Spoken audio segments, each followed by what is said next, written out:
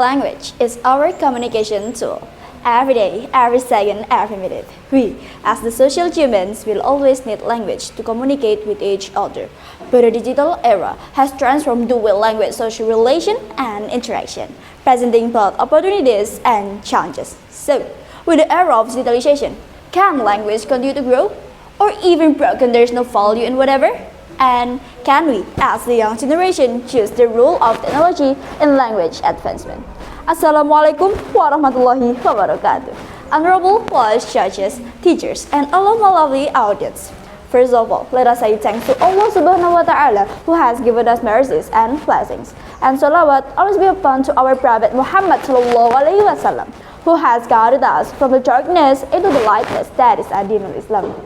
Ladies and gentlemen, my name is Azzahra Rahmirani from Trensains Senior High School, standing here. Please allow me to deliver my speech under the title, The Role of Technology in Language Evolution. As we know, that language is the most important communication skills in our lives. Without language, we would not be able to communicate with each other. According to Goris Kiraf, language is a means of communication between members of society in the form of sound symbols produced by human speech.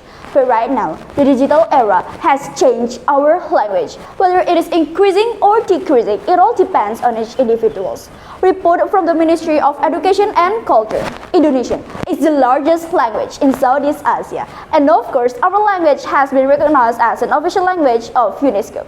In the plenary session of the 42nd General Conference of UNESCO on November 20, 2023 at UNESCO headquarters in Paris, France, which read Indonesian, has been recognized as an official language of UNESCO.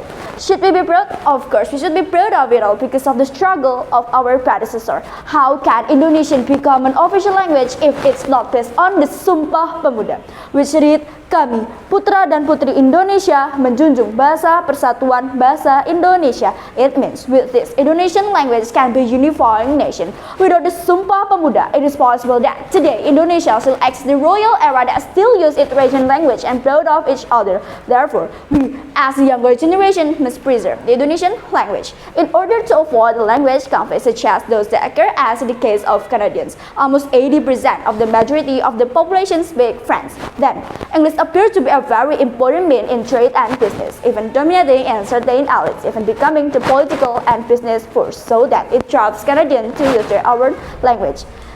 This led to a language conflict. However, considering that today many young people prefer to use slang or mixed language that have been contaminated with the element of outside culture to communicate with fellow humans on social media, then what is the point of our precious hero to defending to formalize the unifying language of Indonesian? If in the end, it will just drown. Ladies and gentlemen, with so many of younger generation not caring about language and not preserving the language, over time, language will no longer have its value. Then, what does the role of technology play in language evolution? With the era of digitalization, of course, language has so many roles that playing in the era in the language evolution. As now, there are many learning platforms available that can be found easily. Besides that, social media is also a means for language growth. As the young generation with a lot of technological knowledge and live in the era of digitalization, we must practice and use this opportunity for many good things, such as we can make campaigns poster about the importance of preserving the language and share them on many platforms such as Instagram, Twitter, TikTok, and many others. But not only influence the people to want to preserve the language. If we feel our language skills are not enough, there are so many translation platforms available for people who did it, such as Sma Translator, Google Translate, and many more.